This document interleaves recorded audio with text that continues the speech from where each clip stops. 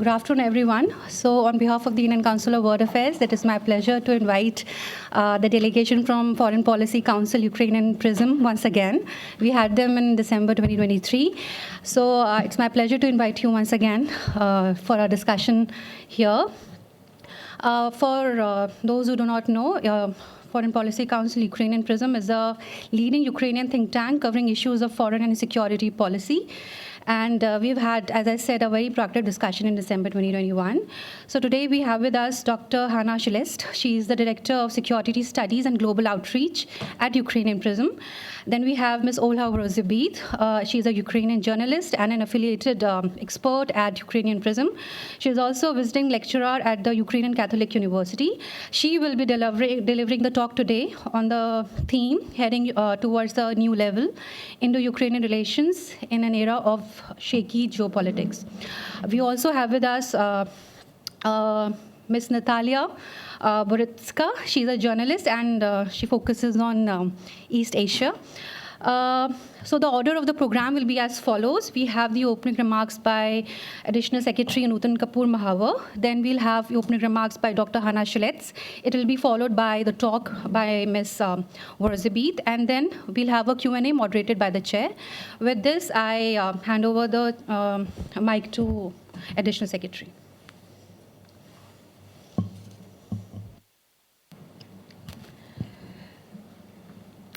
Good afternoon, everybody. A very warm welcome to our friends from Ukraine, to Hannah, Ola, Natalia. You are most welcome to the Indian Council of World Affairs. And as my friend just mentioned, and she has been reminding me that this is our second interaction with Ukrainian Prism.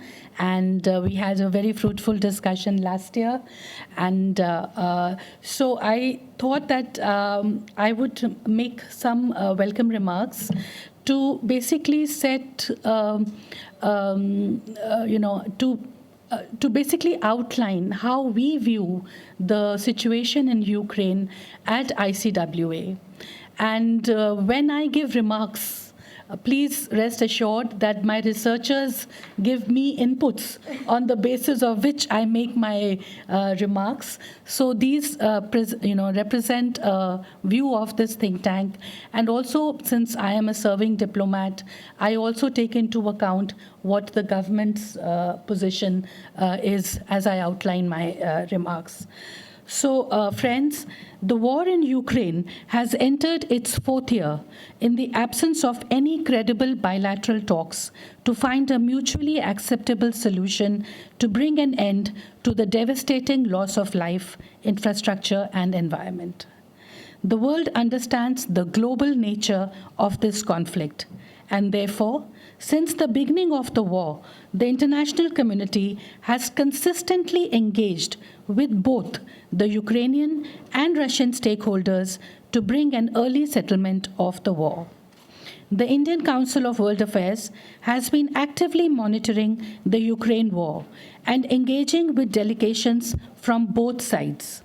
In April 2023, we hosted Ukraine's first Deputy Foreign Minister, Ms. Yamina Yaparova, for a talk on the global implications of the war. It was a very successful talk, very well received by our media. That same year, ICWA also interacted with your council in December, and we are happy to host you again. In February 2024, ICWA had the pleasure to listening to the views of Ms. Iryna Borovets, the Deputy Foreign Minister of Ukraine. Thus, based on our previous interactions, I look forward to listening to your assessment of the war and understand how the situation has changed since we last interacted. The prospects of a mutually acceptable settlement of the Ukraine war continue to look bleak. The shift in US policy with the election of President Trump, a weakening Euro-Atlantic alliance, and the recent Russian successes on the battlefield has made the peace process more complex in the absence of security guarantees for Ukraine from any quarter. The war has exposed the vulnerabilities of the European countries who are struggling with their own defense insecurities. Europe is in the midst of a great churn, both internally and externally. The electoral successes of the far-right parties in many European countries threatens the mainstream European narratives. This, along with the fast-crumbling transatlantic alliance, has forced Europe to reassess its military and defense capabilities.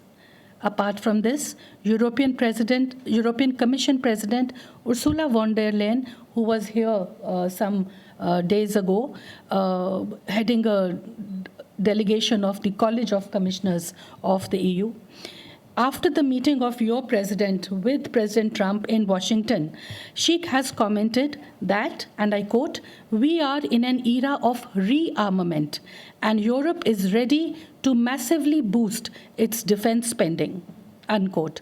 The impact of this reassessment by EU on the war in Ukraine is yet to be seen. Although the main impact of the Ukraine war has been on Ukraine and Europe, its ripple effects have been transnational. Rising fuel prices, disruption in energy and food supply chains have contributed to rising inflation, global food insecurity, energy market volatility, and declining economic growth. Stock markets all over the world have been impacted. These adverse impacts of the war have especially been felt by the Global South, making it a stakeholder in the conflict. The Global South is a stakeholder in the conflict. And why do I say that? Because many of the third-party peace plans for resolution of the war have come from countries like Brazil, Mexico, Indonesia, and also the African continent. India, as a responsible global player and an important member of the Global South, has consistently emphasized the need for peace in Ukraine. From the Indian perspective, an end of the war is urgently needed to stop the endless harm to human lives, but also to stabilize the world economy by normalizing global supply chains. The war in Ukraine, my friends, it has impacted India directly. It impacted our students who were studying in Ukraine. We had to launch an operation which we called the Operation Ganga to evacuate Indian students. And we are really grateful to all the help that we received from the Ukrainian authorities in their evacuation, in their safe evacuation. The Indian leadership on multiple occasions has actively engaged with both Russia and Ukraine and has advocated immediate cessation of hostilities. PM Modi's statement that this is not an era of war reflects India's commitment to a conflict-free world. Rooted in the philosophy of Vasudhaiv Kutumbakam, which in Sanskrit means the world is one family, India believes in resolving disputes through discussion and cooperation for collective global prosperity. India has actively engaged in diplomatic efforts to resolve the Ukraine conflict, holding key discussions and counterparts in Russia and Ukraine. India has participated at the meetings based on Ukraine's peace formula held in Denmark, Malta, Saudi Arabia. India has also participated in the Swiss Peace Summit, which focused on President Zelensky's 10-point peace plan. This highlights New Delhi's consistent commitment to promote a peaceful resolution through dialogue and diplomacy. So we have been part of all your peace efforts, given our commitment to peaceful resolution through dialogue. External Affairs Minister Dr. S. Jaishankar has highlighted 4 principles of India's engagement with the peace process. 1. This should be a time of peace. 2. There would be no solution to the war on the battlefield. Third, both sides must be at the table for any successful peace process. And 4, India is concerned and engaged in trying to find a way to resolve the conflict. He has expressed India's readiness to offer advice if both sides seek it. India attaches highest importance to ensuring the safety and security of nuclear plants and has expressed concerns about the possibilities of nuclear fallouts of the war. It has also categorically stated that it sees use or threat of use of nuclear weapons as unacceptable. Escalatory nuclear rhetoric from any side is not helpful. India has actively participated in the humanitarian assistance to our Ukrainian partners. Indian side has handed over more than 15 consignments of humanitarian aid to Ukraine since the war began. The assistance caters to both material and financial needs of Ukraine and includes medicines, medical equipment, and other relief materials, besides helping Ukraine with infrastructure to keep operating its educational system during this time of crisis. Both India and Ukraine enjoy close bilateral relations, which extends to defense, trade, cultural and scientific collaboration. Building on the earlier telephonic interaction between PM Modi and President Zelensky, PM Modi became the first Prime Minister of India to visit Ukraine after the establishment of diplomatic relations between the two countries in 1992. During the visit, the leaders expressed readiness for further cooperation through areas such as trade and commerce, agriculture, pharmaceuticals, defense, education, science and technology, and culture, besides exploring the need for a stronger partnership in the domain of digital public infrastructure, industry, manufacturing, and green energy. To our friends from Ukraine, I would like to say that Ukraine is having to deal with Russia, the EU, and the US all at the same time while the war rages on the ground. Your resilience and will to defend your people is noteworthy. It is important to remember that in international relations, smaller countries have their agency too. Maintaining neutrality in the face of great power rivalry is easier said than done. And more difficult than this is giving sage direction to people's opinion in times of war. Your diplomatic outreach in these tough times is important. You have a friend in India, and that is our assurance. Prime Minister Modi has said, India is not neutral, it is on the side of peace. ICWA is glad to host you, and we look forward to listening to your views on the current situation in Ukraine and India-Ukraine bilateral relations. We look forward to an engaging discussion afterwards, and now I wish to invite my friends from Ukrainian Prism to deliver their talk. Thank you very much. It is a great pleasure for us to be again here in this warm, not in the direct but indirect meaning of this world building and our Indian Council of World Affairs. We really had a fantastic conversation with you a year and a half ago. It's pity that due to the distances and the war, we cannot have them more often. And we hope that soon it would be our pleasure to host you in Ukraine as well. It is my extreme pleasure to see twice more people in the room that we had last time, and that is the clear demonstration about the importance of the topic we are talking about and the necessity to speak more about bilateral relations and about the opportunities we have, and also definitely about those conditions in which these relations are developing, despite the generations of the relations between Ukraine and India that very often we're forgetting because it is the shadow of the Soviet past, forgetting that it is also our shared past for sure. And here I would like to refer to your last phrase, quoting Prime Minister Modi about being on the side of peace.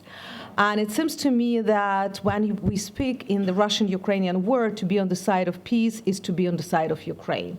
Because that is the first war in the last probably 40 years when you clearly know who is the victim, who is the aggressor. And that's why we usually don't like to say war in Ukraine or peace in Ukraine, because it sounds like we have a civil war or the domestic conflict. And that is what we definitely can assure you, that there is no conflict in Ukraine, has never been, because in questions of sovereignty, territorial integrity, our independence, doesn't matter what political party you are, what ethnic group you are, what region you are, people have the same position. And the last weeks clearly demonstrated it when all competitors and opponents of the current president supported him after the White House interactions. And our group here is the clear indication, like you have people from the West, South, and the capital, and that is the joint voice of Ukraine with which we usually speak when we are abroad. And with these conditions, that's definitely for us is important that the peace talks are starting. But I always try to remind that the first peace talks started in March 2022, and Ukrainians always were ready for them. However, the question is that, as you said, that smaller nations must have their agency. And that is exactly about us, because all the demands that Russia had in March 2022, they are absolutely the same in March 2025, and that is the factor about the dissolution of Ukraine as a state, as the nation, as the people. Because when they are saying that the war started because of NATO, my question always is, okay, so why in this way you are burning Ukrainian not only schools at governmental controlled territory, but books and libraries at the occupied territories, proudly bringing Russian books and burning Ukrainian. It's something for me like from the Middle Ages. But that is the demonstration that for us this war is anti-colonial, and that's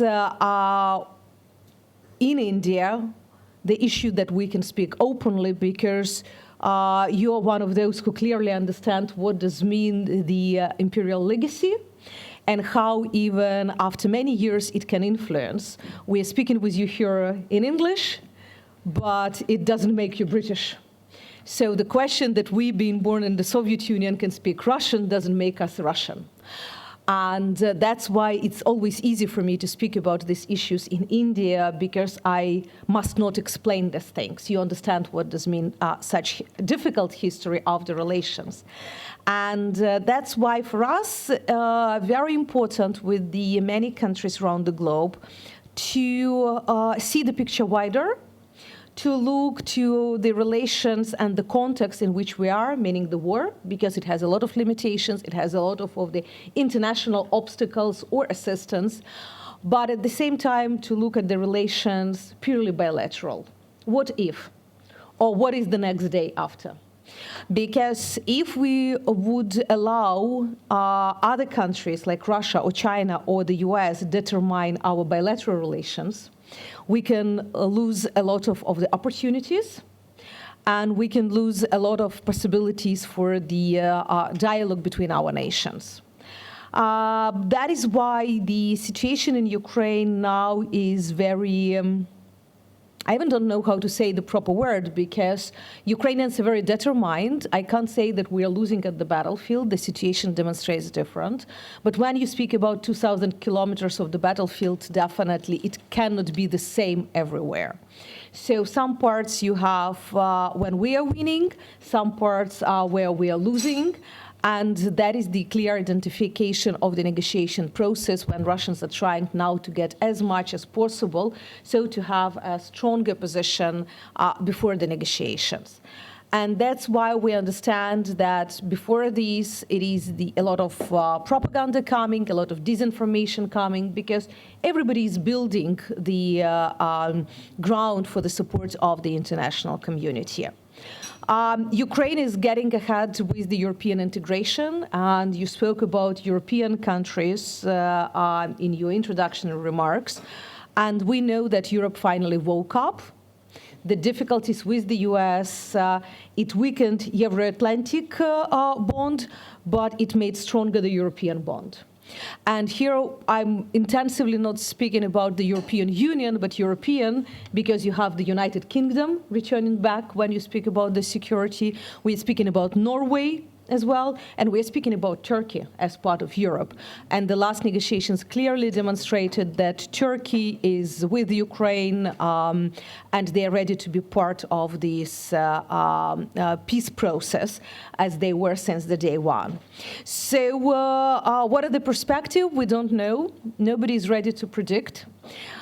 We want to be optimistic. Unfortunately, we have 300 years of history that make us more realistic or pragmatic. We're trying not to have wishful thinking. We are looking to the facts on the ground. The facts on the ground that the shelling are intensifying, so we don't see that goodwill that Mr. Trump sees. Maybe we hope after tomorrow's conversation, maybe we also would feel a little bit more optimistic. But at the same time, we understand that Ukrainians are determined to defend our nationhood, our sovereignty, and to be a responsible member of the international community. That's why we speak with our partners about nuclear safety and security, as that is where we share, and I'm really glad that now we are talking about this, because out of the script, but I remember when we came here for the first time, nobody wanted to speak with us about nuclear security. And it was one of the, not in this building, but in general in India for all our meetings. And we discussed at that time, like we were sure that India will speak with us about this, but it was less interest. Now we return back to this topic, and that is the, I think, huge step forward and very important for two of our countries as responsible in the nuclear non-proliferation and nuclear safety. That's why we hope that during these negotiations, we will find out even more opportunities for the countries like India to join Ukraine in different articles or points of the peace formula, with the food security, with the nuclear, with the return of Ukrainian kids, with the sovereignty, with many other issues, because we understand that from how Ukraine-Russia war would end, that would be the lesson for the many other conflicts around the globe. For current and for the potential. We know that Korea is watching, we know that Taiwan is watching, we know that Middle East is watching, we know that some Latin American countries is watching. So it is in our joint interest that the peace talk would finish in the just peace, not just peace, because we really need understanding of what consequences it will have. And I intentionally have not spoken about what all of this means for the bilateral relations, because we are glad that Olga prepared a freshly report that we will be glad also to give it to you. Like last year, we prepared just the bilateral relations, the overlook. And this time, it is the fresh paper analyzing what are the perspectives, what is the next after the meeting of Zelensky and Modi in August, and what impetus it gave to us.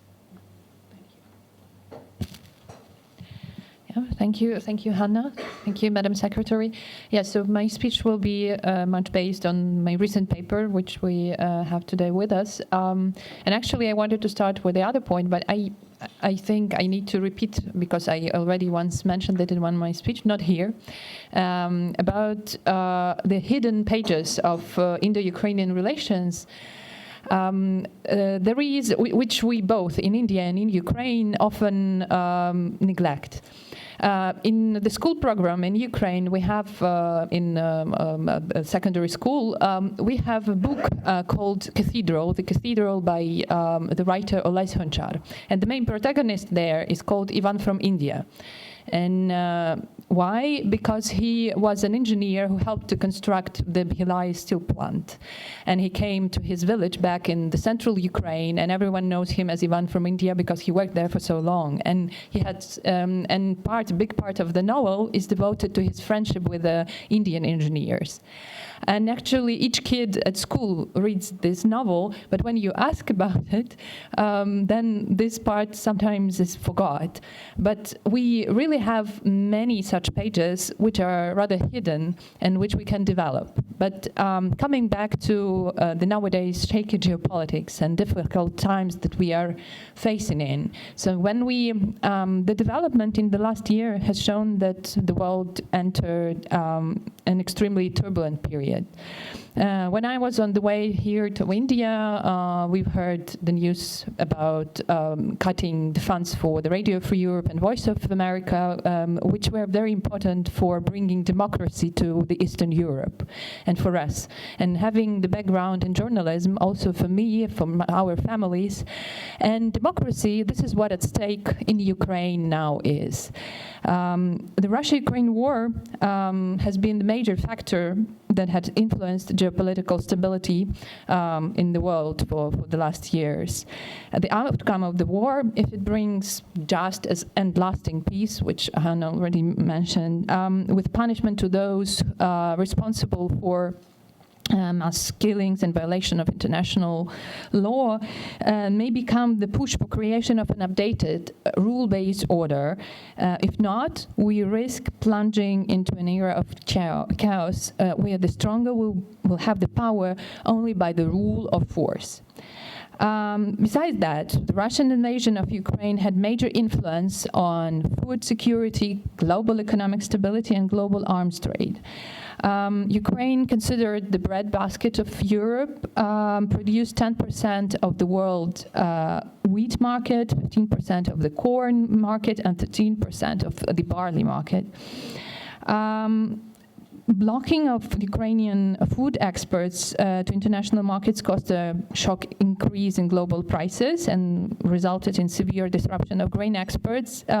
Yet we were lucky to overcome due to the Black Sea grain corridor and effective work of the Ukrainian armed forces. As a result, last year in 2024, Ukraine for the first time exported more grain than in 2021. And this is very important for the world food stability. Other issues, as the rise of AI technologies, misinformation, cyber warfare, has created new ways for countries to counter each other and to fight. AI technologies have been actively developed and tested on the front line in Ukraine and also other battlegrounds. There are also multiple endeavors to regulate the usage of AI technologies, and many future outcomes will depend on how the regulation will work. Just recently, Prime Minister Narendra Modi, together with French President, co-hosted the AI Action Summit, which means that this is an important topic for all of us. And China tries also to present itself being a global stalwart amidst worldwide turbulence. Its economic and military development poses a growing threat for the Indo-Pacific region, and all this brings to the turbulence of the nowadays which we face. Yet last year, already at the year of volatility, we had symbolically very important event, but also not only symbolically but politically. So Prime Minister Narendra Modi was, as mentioned by Madam Secretary, for the first time in Ukraine. This was the historic visit, as we haven't seen the visit of the Indian Prime Minister to Ukraine for the last 30 years, so since independence. The last Indian Prime Minister who visited Ukraine was Indira Gandhi in 1982, and it was Soviet times. And this was a very important visit because due to the documents that were signed and also a comprehensive joint agreement which covered multiple issues. And I think it is very important to group these issues under the levels of cooperation they cover. So politically, this bilateral agreement stressed that both states share interest in raising the level of bilateral relations from a comprehensive to strategic partnership in the future. Last year, before Ukraine, Prime Minister Modi visited Poland, where the India-Poland joint statement on the establishment of strategic partnership was signed.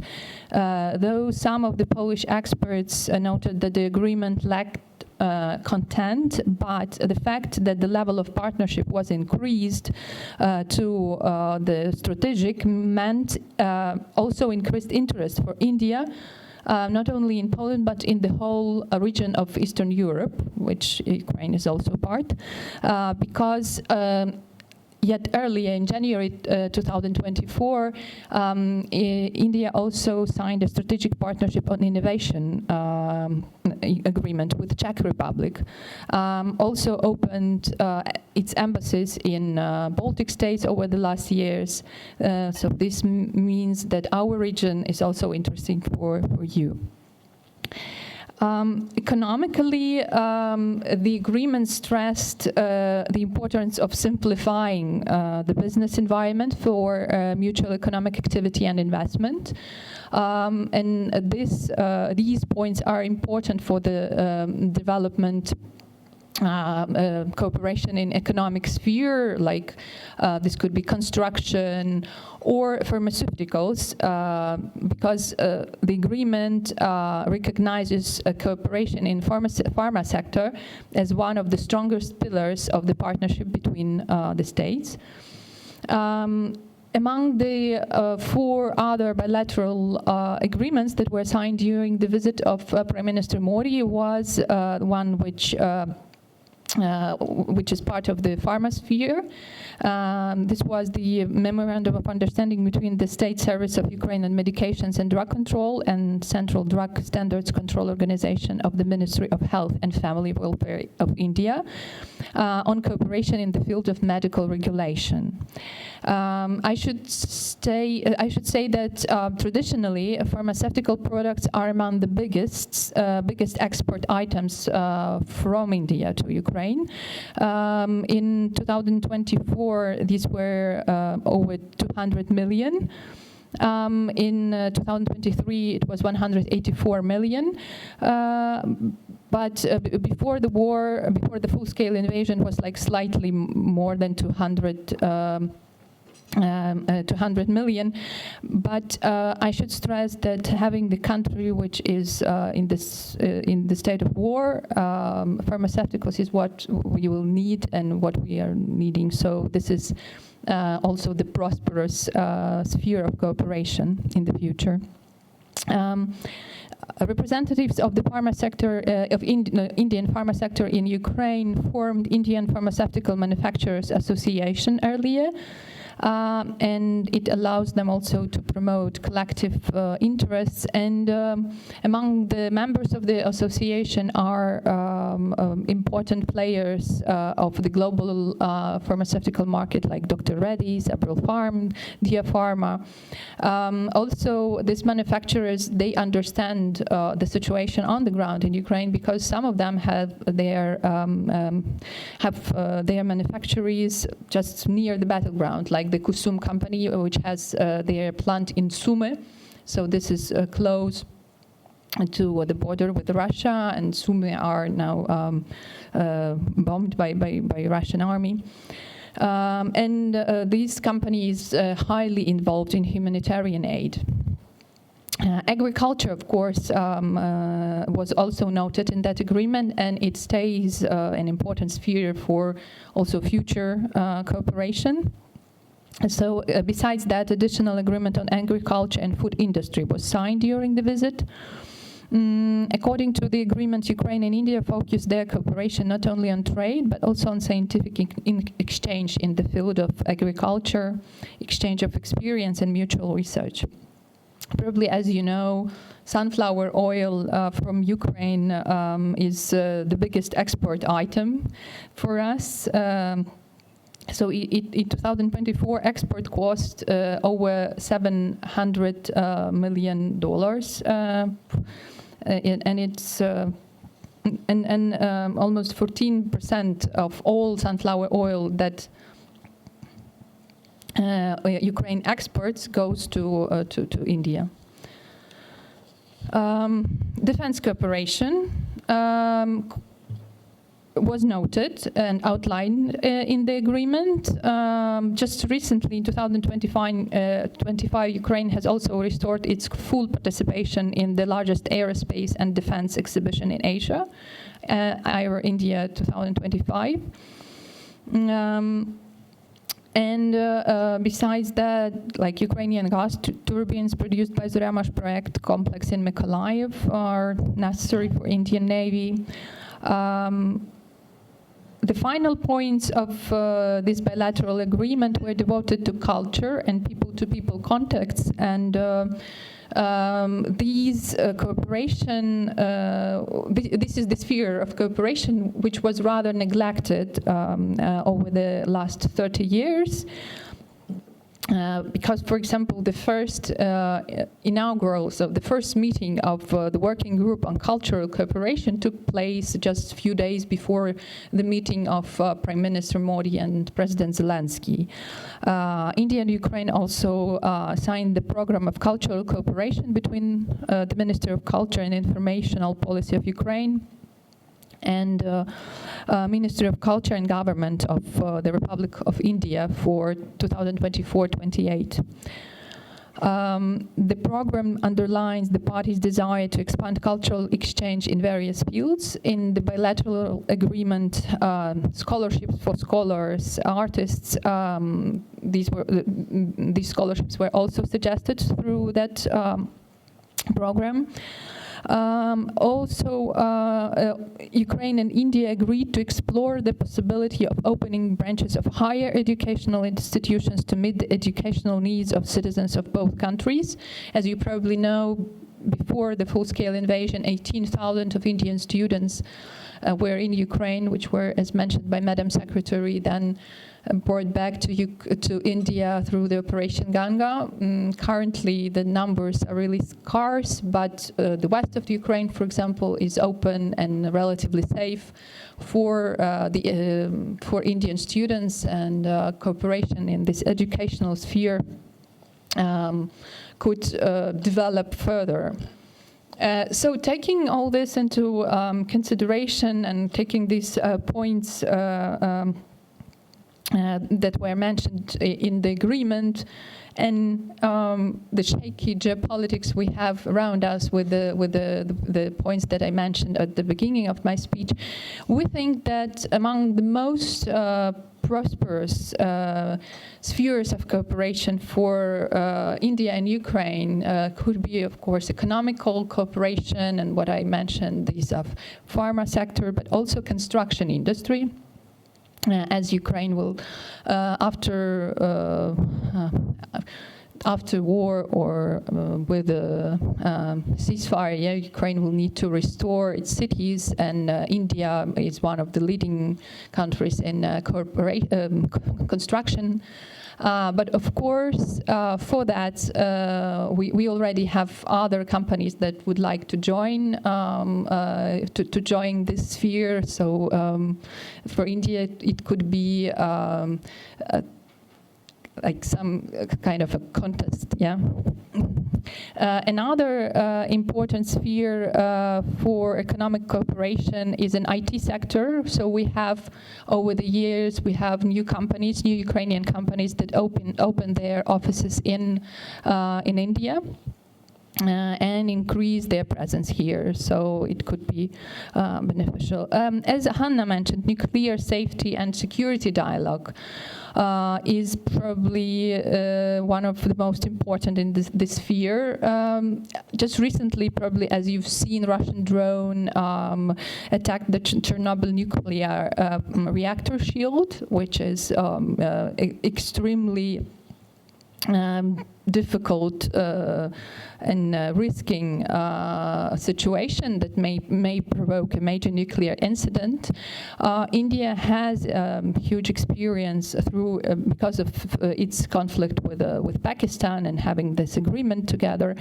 Yet, as we see from the recent research, these Indian experience could be used, but it is necessary to maybe research for some other for some other recommendations, which will take into consideration this Indian experience. Another important political sphere of cooperation is, of course, UN reform. And this was stated by both Ukrainian ministers for foreign affairs and for Indian minister for external affairs, Mr. Dr. Jaishankar. Taking, of course, goals of both India and Ukraine when we talk about the UN reform, some differ, but the determination that the UN structure should be changed is determined by both sides, by both countries. So having this in mind, I think these are the most of the spheres which we should take into consideration in this era of shaky geopolitics for both of our states. Thank you.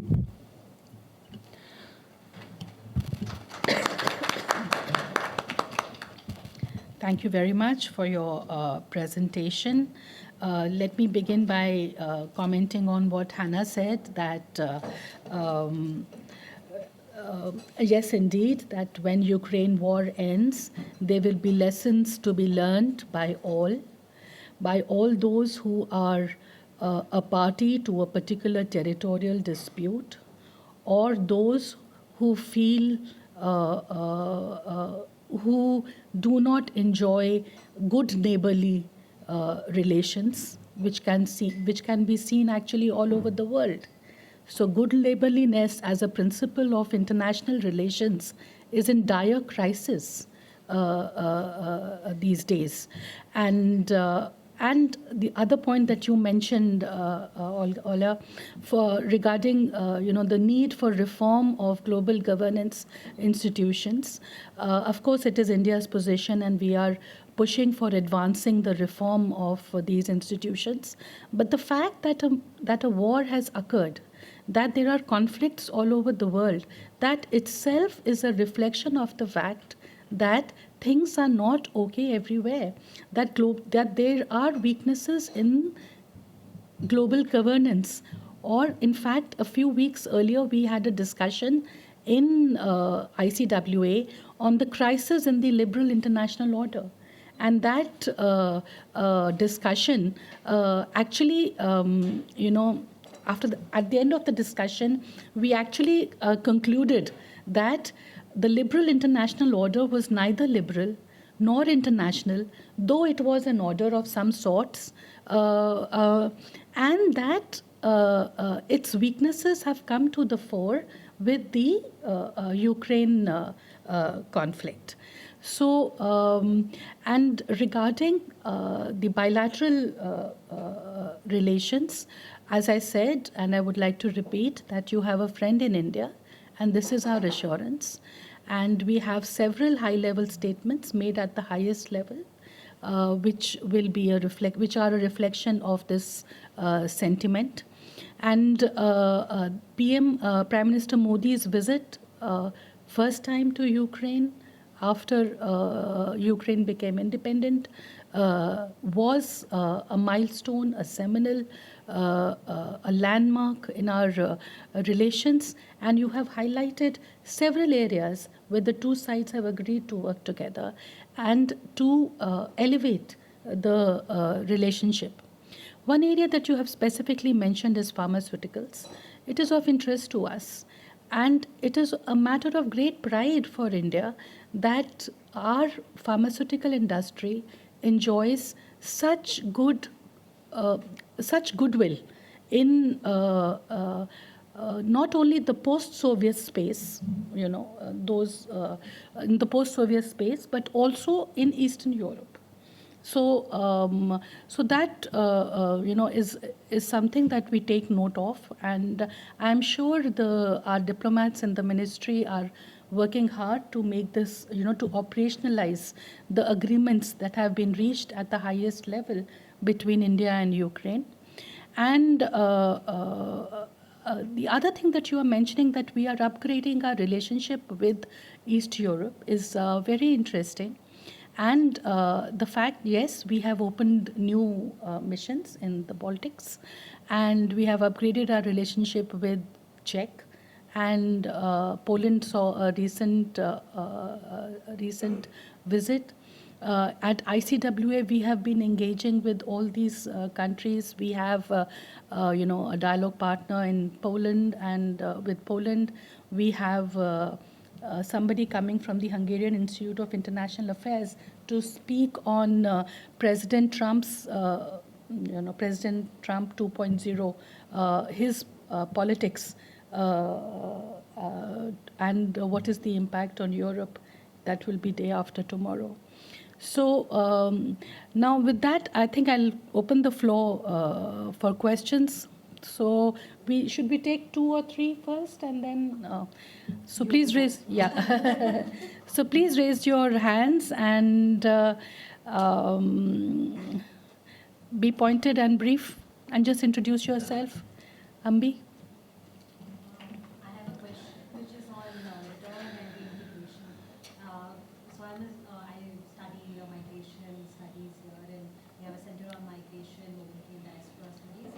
One thing which I feel I'm really curious to know is that there have been different stands of, let's just say, international organization, European Commission, separate member states also, on how to reintegrate Ukrainian refugees once the war is over. So, and since now we're actually thinking about that moment now, how do you sort of see these 3 different positions? Especially, I mean, the role of international organizations in this regard has been something which doesn't really get talked about much. So how do you see a safe and regular channel to return and reintegration of refugees? Who's next? Mehdi? I would like to talk about also about the food supply chain. The war has affected the global food supply chain, and we did the efforts towards sustainable development goals, for several countries. India is one of them.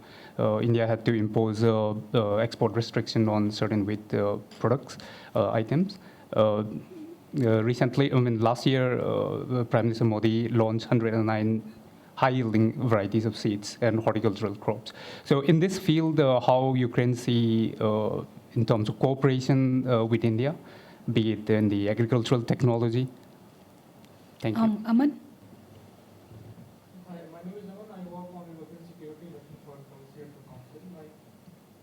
My question is about the Kursk, operation that Ukraine took, and what is your assessment of the, whole operation that has happened in last few months, and how do you see the, the result of the operation in terms of the goals that were, perceived, that Ukraine thought it would achieve through those, those operations in Kursk? So can you give a brief assessment of that? Thank you. Yeah. I will go with the Kursk, and then we'll give my colleagues also the words. With the Kursk, there were several goals de facto. Visible and more of the indirect influence, let's say. So the first goal was definitely to take some of the Russian forces from the east, where at that time it was the very heavy fighting, so to disperse their forces and to make them to defend their territory. This goal was not reached as it probably been planned, because Russians didn't take originally, as they didn't want to recognize that somebody can come to their territory, that they're weak. So they brought a lot of the conscripts from the regions like Kaliningrad, 18-year-old boys who were just surrendering on the battlefield, instead of bringing professional military. And only in a month when they brought them, and even with this, we are now month 9, and only now they managed to liberate some of the territories, and they are pushing, because they made this task the main before the negotiations. And here we come to the second goal, where success is 50-50. As well, the goal was to have the exchange land. As we understood that Russians don't want voluntarily to give back Ukrainian land, so as soon as you are controlling some parts of their land, it's always the possibility to say, okay, we are controlling this, let's exchange in this way to liberate at least some part of Ukraine. The proposal was sent to Russia to exchange Kursk to Zaporizhia region, in particular to the Energodar town, where the Zaporizhia nuclear power plant is situated. That is the biggest nuclear power plant in Europe. Russians didn't want. That's clearly demonstrated that they didn't care about their villages and their people at the border. For them, strategically to control nuclear power plant and in this way definitely to threaten with the nuclear security Ukraine was much more important, and they hope that they can take by force their own territories. But at the same time, I mean, at least this negotiation started, and now when you hear Mr. Trump with his proposal, it's already impossible for Russia to say, let's, how they said, it was the official statement of Lavrov, let's accept what is the territorial status quo, and in this way we will be continue controlling where we are now. That was before summer 2024, all the statements. After summer 2024, you cannot find such statements because status quo means us controlling Russian territory. So that's changed the pattern, the style of the discussion a little bit. The goal that we definitely reached, it is the goal that now nobody is telling us that Russian forces are unbeatable, or that Russia is so strong that Russia cannot be attacked, because if you return back to the summer 2024 discourse, it was all about you cannot shoot against the Russian territory, Russian airfield, and so on. With the Ukrainian forces coming there, we demonstrated that Russia cannot protect their own territory, so they are not so military strong. The second, we demonstrated that they are not ready to defend and to liberate, as we haven't heard even Putin's statements for almost 2 weeks. He tried to hide it. In the Russian social networks, it was like, oh, some sabotage groups probably coming, when we already occupied several towns, because that is the undermining of his authority. So you saw how it took them several months before acknowledging even that this is happening. But that's helped us a lot with the European and with American counterparts, because we always could say, look, nothing happened, no escalation at the battlefield. So why do you think that if we shoot the airfield with the strategic jets, that would be any type of de-escalation? So in this way, maybe even if this was not the primary goal of the operation, the primary goal was to take off forces from east, but that was the most successful probably, because after these questions just disappeared from the conversations and negotiations with our European partners. Okay, so concerning the reintegration of the refugees, as of now, I think the UN numbers are over 6 million Ukrainians that left Ukraine since the start of the full-scale invasion. Some, like the biggest parts, who returned to Ukraine, so we talk about hundreds of thousands, they returned over the 2022-23. Now, of course, some can return, but these are like very, very small numbers. So Ukrainian refugees who are now mainly in Europe, also 200,000 in US, I think, and some in Canada. So these are mainly women with children. And of course, this is very painful for Ukraine because this is our future. But at the same time, till the point when people cannot sleep in Kyiv, for example, due to the drone attacks, and there is no security, these people can't come back to like the central or Ukraine or to Kharkiv. So these mothers with kids, they are staying in abroad. Ukraine just recently has founded the Ministry of National Unity, which aim should be to work also with those Ukrainians who are staying abroad. These are diaspora or refugees, but to construct the global Ukrainian, so the global Ukrainian citizens. So these people who are not living in Ukraine but feeling themselves as Ukrainians. So the ministry now works on its strategies and develops the issue, but so it is in the process of development, but Ukraine is working on the strategies, of course, to bring back these people. But for women and children, of course, I think you understand it fully, we really need to have security. So the security matters. We have internally displaced people, or those who went abroad but then came back and left, for example, in Western regions. There are also such, well, now we can say that these are people IDPs, but they used to to be refugees, but came back because they wanted to stay in Ukraine and stayed in the western part, which considered relatively safe. Concerning the agricultural security, I will just say that there is an initiative by the President Grain from Ukraine. The EU pays for the grain exports from Ukraine, which are going to the countries, mainly in Africa, that are at the highest risk of food insecurity. I think that, well, India can join also this initiative and cooperate more on that. Yeah. I would probably just one phrase about the migration. What is interesting that most of the Ukrainians, even that they were women with small kids, they were searching immediately schools. That's understandable, and many countries created these conditions. That's why it was easier for integration of the kids. And the second, women started to search for work. So it's not that classical refugee when for the long time it's just the social payments. Yes, that was a lot because it is the relocation for people. But at the same time, in some countries like Poland, Ukrainians paid more in taxes last year than the amount of the humanitarian aid coming from these countries for Ukraine. So that's why such countries as Poland and Germany and few others started to develop the policies where they would have a special conditions for Ukrainian refugees as they don't want them to return back. They became a good labor force and the reliable, as you understand, it's not the categories that are under the risks, that is mom with kids, so they are not considered high-risk migration or something like this. That's why now it is more the challenge not for the European countries but for Ukraine, how to return back the refugees as soon as the security situation would allow, because they are that much integrated into the societies, they are learning language immediately, everything, that for many of them after kids being in school for 3-4 years would be very difficult to return them back. That's why this Ministry of Unity is now with the discussion together with the international organizations how to create conditions for these people to return back, because otherwise Ukraine will need migrants to come and to help with the reconstruction of the country. So it is the quite a serious dilemma now for the state policy.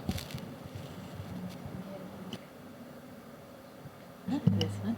Okay, and regarding to Kursk operation, Anna mentioned that it was some kind of a show of partners of America and Europe that red lines of Putin, it's not so dangerous as they scared, because it was very strong for our partners. They scared Putin's blackmail, and Ukraine showed that it's not a problem. They wouldn't use nuclear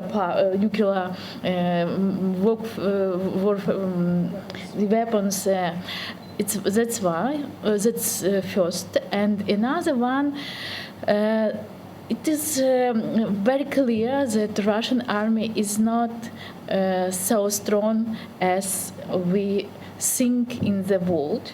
First of all, they couldn't capture Kyiv and Ukraine for using 3 days, but about Kursk region, they involved North Korean army, and they still try to push our army from Kursk region using this army.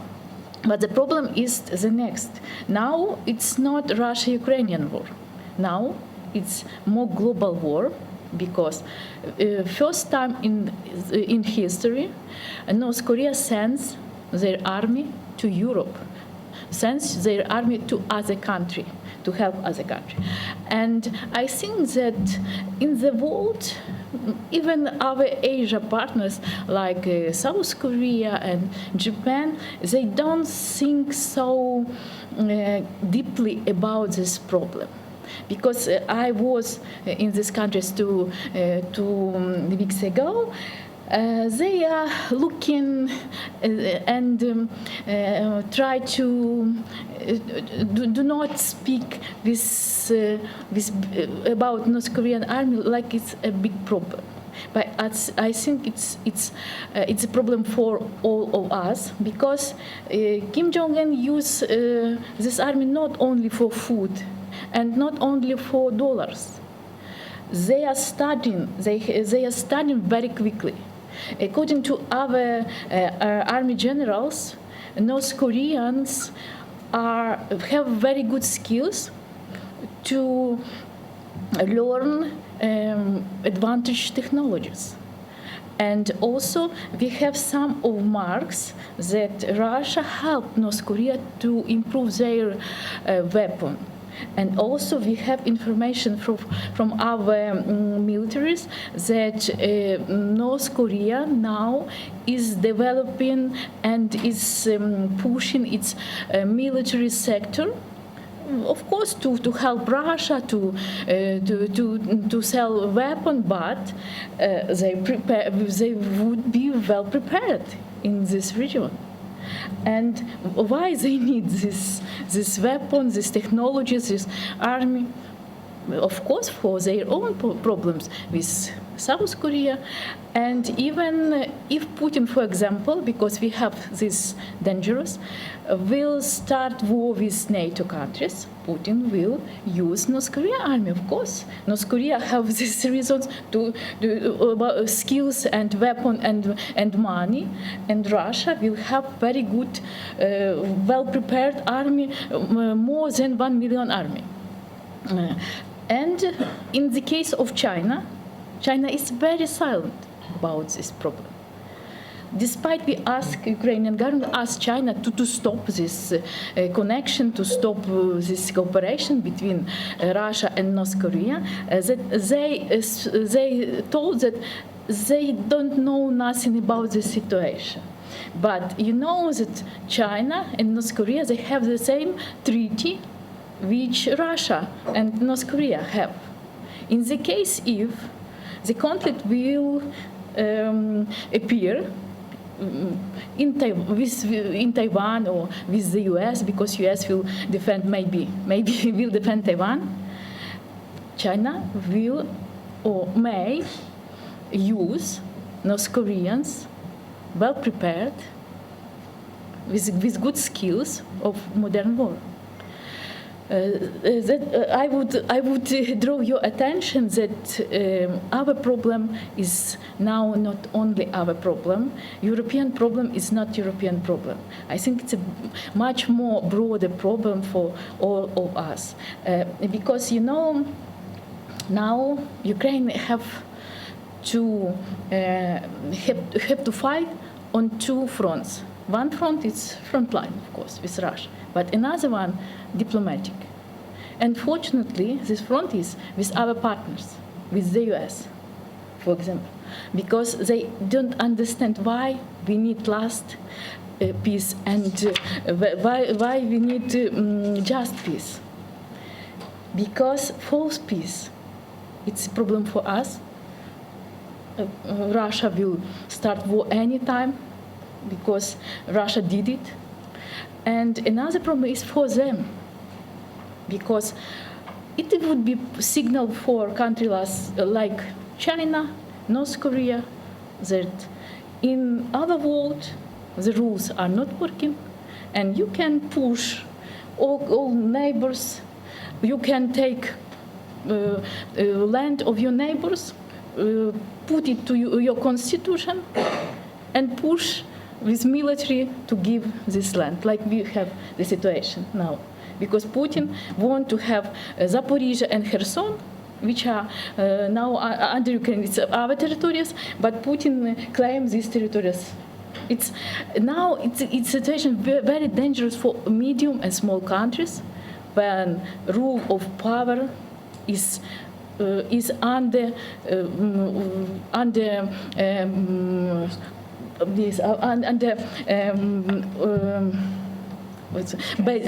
rules-based order which we had, which we was built during very long period to save us, all of us.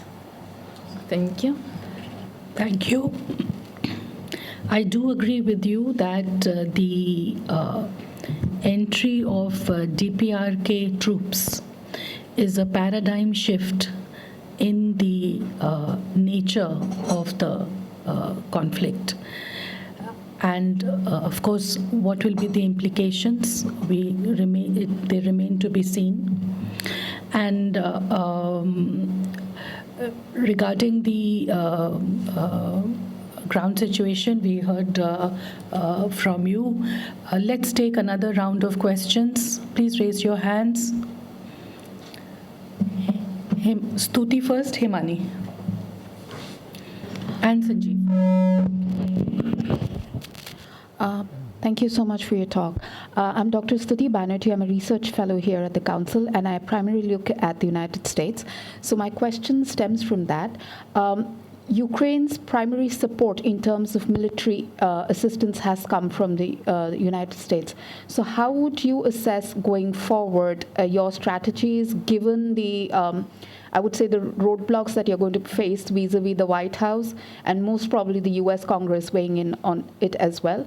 Do you really feel that your European counterparts would be able to fill in that gap? So what is the change in strategy that Ukraine is kind of coming up with moving forward? Thank you. So this is a sort of a follow-up on what my colleague asked. So how are you going to navigate? So in that sense, what is the assessment and reactions to the US-Ukraine minerals deal? So your insights on that. The other thing is the talks tomorrow. So it's a sort of a deja vu feeling that we have. We have, Russia asking for ironclad security guarantees. Something similar happened in December 2021. And since then, we have a chain of events which have not really finished. So how is Ukraine preparing for a scenario? Hypothetically speaking, if the guarantees are given, if not, again, then how do you go forward? Because if the guarantees are not agreed, I believe as an observer that Russia is not going to go back. So what are your preparedness in terms of both scenarios, in terms of agreement to the guarantees or not? Thank you. Yeah, thank you, ma'am. My question is about China's approach to the conflict.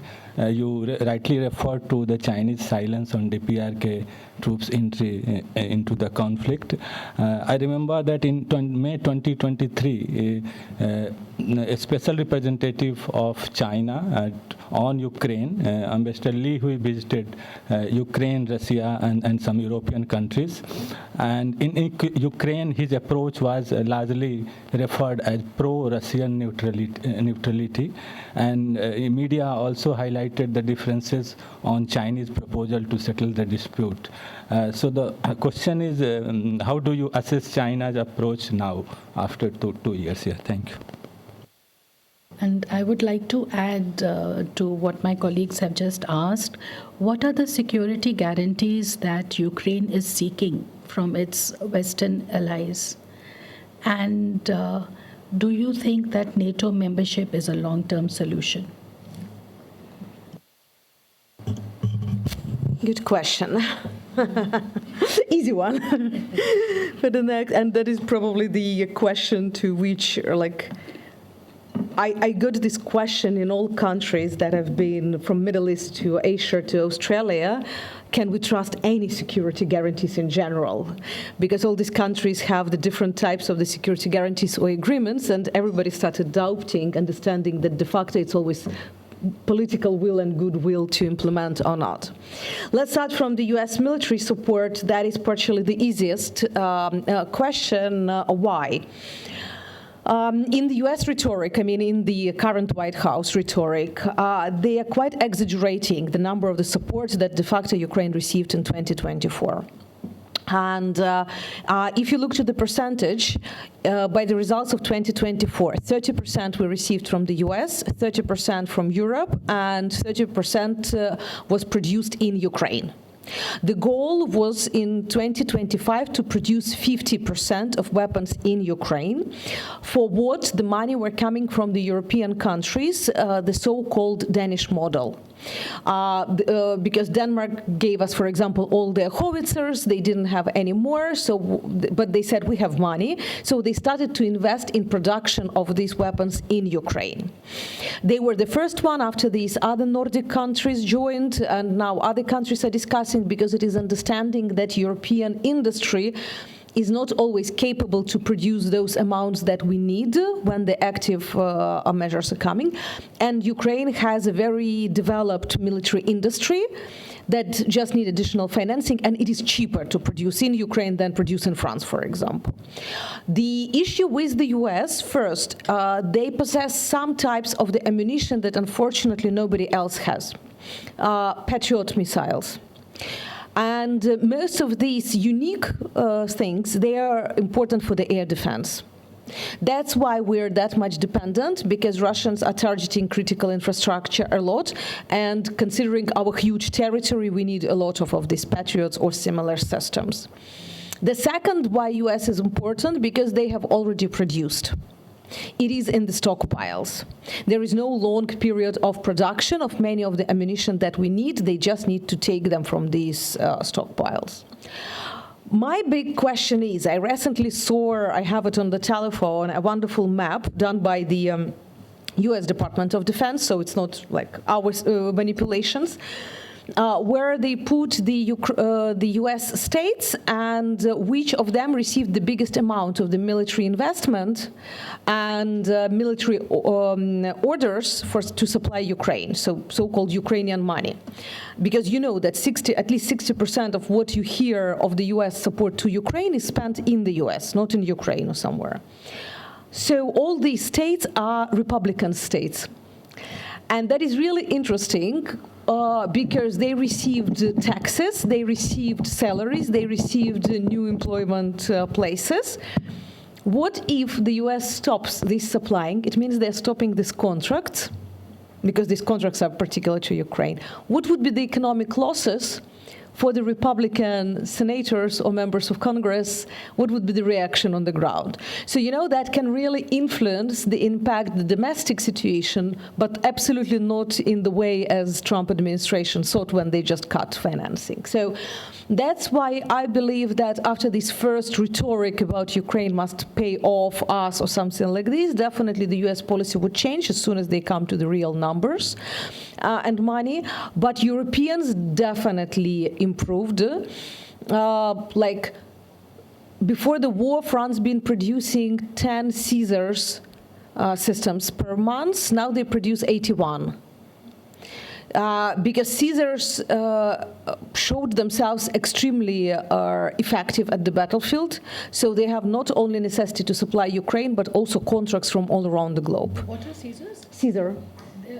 That's a what kind of howitzer. What is it? Howitzer. Yep. And that because there were really good videos, especially in the beginning of the war, when our soldiers been doing the videos how it is shooting and showing the results, and it's appeared one of the most effective at that time. So that was the best advertisement. And now for many of the European producers, first of all, because many countries started doubting in US supply, are they reliable? Can it be political? Already 2 European countries rejected F-35 contracts. So France is ready to provide Rafale, for example, for this. That's happening with other weapons as well. That's why it is not only political, but economically can be very beneficial for the big producers like France, like Sweden, like Norway, like Spain or Italy. And I believe that money would stimulate them much better than the necessity of war for the production. At least we saw it. Plus the European fund, you know, this 800 billion that they already allocated, plus rearm program that European Commission adopted. So will it be painful if the US stop? Yes. Will it be crucial? I believe no, because we started it not in January, but in April last year when the Congress couldn't vote for the support of Ukraine. When it was this long delay of voting Ukrainian package, that's when Europeans and Ukrainians started to think, okay, what alternatives we have. The same with Starlink. We started to think about this not now, but earlier when Musk prevented our operations around Crimea. So it was the understanding that we cannot rely just on one private company, and we started the local development of the technologies about this. So that's why I would not answer you about the security guarantees, what will be, because the question is, I mean, I'm very skeptical. We had the Budapest Memorandum, even if it was just a memorandum, but we give up our nuclear weapons. We hoped what can be the best guarantee. It didn't stop anybody. So the NATO membership is good because it is the belonging to something stronger. But does NATO membership means immediately that Russia would not attack or that others will support us? Unfortunately, after 2024, I can't guarantee, and probably these current countries cannot guarantee. That's why in Ukraine it is the phrase that the best security guarantee is the developed Ukrainian armed forces.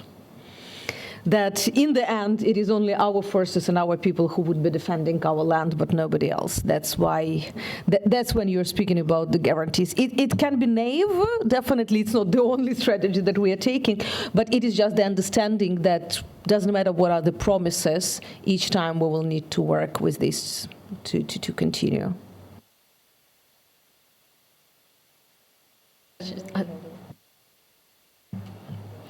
I would say that this war is in interest of China, and we are strongly think about that. The first, the US and Europe focus on all resources on this war on Russia. The next one is Russia is going to be more dependent of China. And now we can say that Russia is a major partner of China. And also in Ukraine we don't believe in China. And when you see sociological dates, leaders which Ukrainians hate, Putin, the next one Lukashenko, the third Xi Jinping. And in the list of countries which are hostile against Ukraine, Russia, Belarus, Iran, North Korea, of course, and China. It's about Ukrainians' vision of China. We think that Xi Jinping blessed this war. Because if you remember, Putin went to China just before start of war. It was Olympic game, and at that time, Americans told China, Xi Jinping, that Russia seems to prepare for big war. And I think that Xi Jinping may ask Putin about preparation, and also may stop him. But he didn't. First year, when this war started, China provided with information help of Russia, especially in the focus of reason of this war. Because Putin tried to put the NATO factor, pushed him to start this war. But Ukraine was not NATO member. Ukraine is not NATO member. But Sweden and Finland, they are now member of NATO. But Putin didn't start war against them. If this factor is very important to start war against any country. But China helped Putin to spread this information warfare, especially around Asia. Because there are a lot of Chinese who live in Malaysia, Indonesia, Singapore, not only in China. And I think it was very important for Russia, because when Ukraine started to ask these countries to help us, they were very strongly, they strongly believe that it is proxy war between the US and Russia. It's not our interest, it's war of big powers, but it was war, Russia's war against Ukraine, first of all. So I think it was a very important Chinese factor. But now we can see that China economically supports Russia. Dual-use products, about 60 or 70% of dual-use products goes through China. And even some of military elements now China helped to produce Russia. So in this case, we don't see China as a country which are neutral. We think that it's pro-Russian neutrality. And when China prepared its peace initiative, first time it was because of pressure of European countries.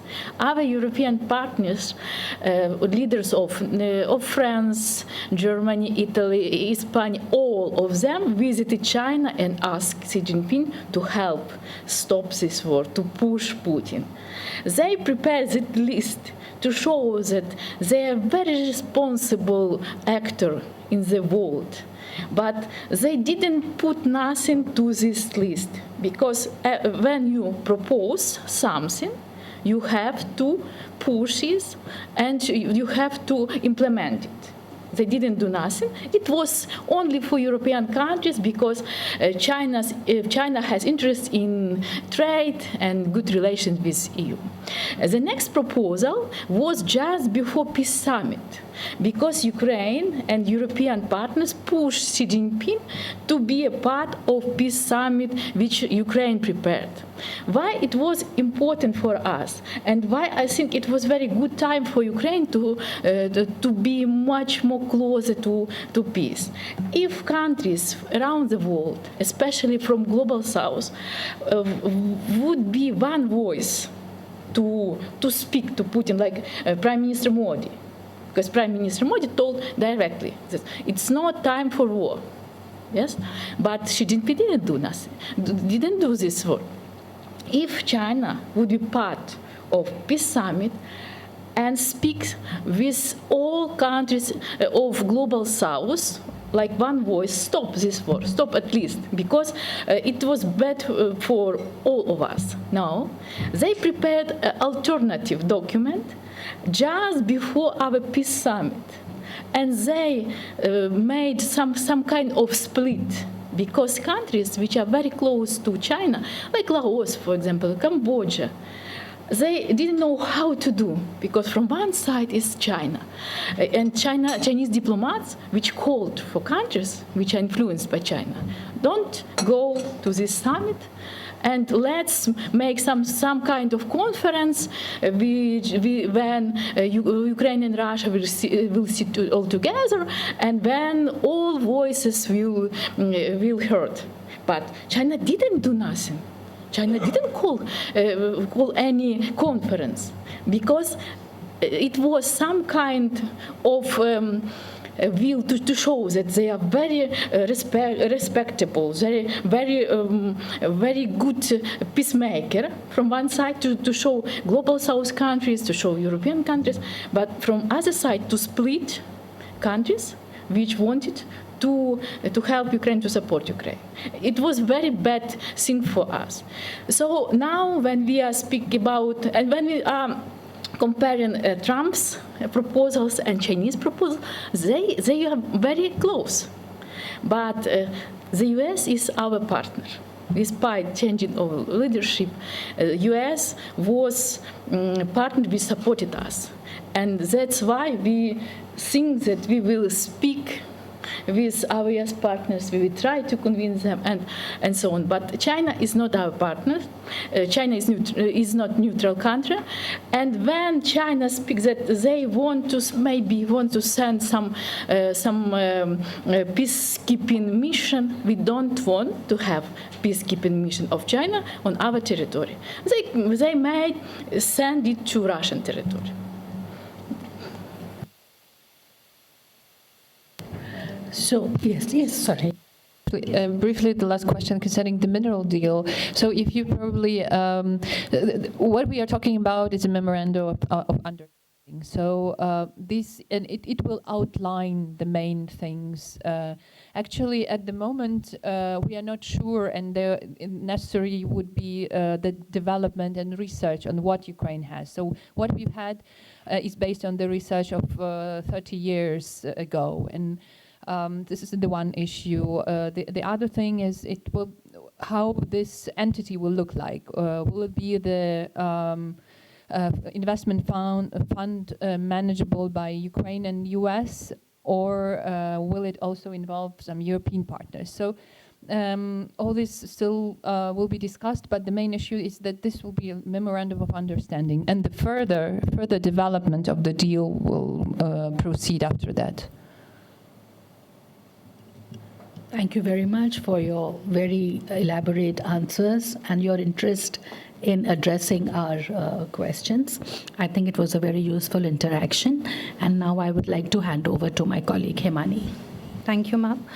I would like to thank Dr. Hanna Celeste, Ms. Olha Vorozhbyt, and Ms. Natalia Butsky for visiting us again and for sharing your insights on the on-ground situation and taking up a variety of questions.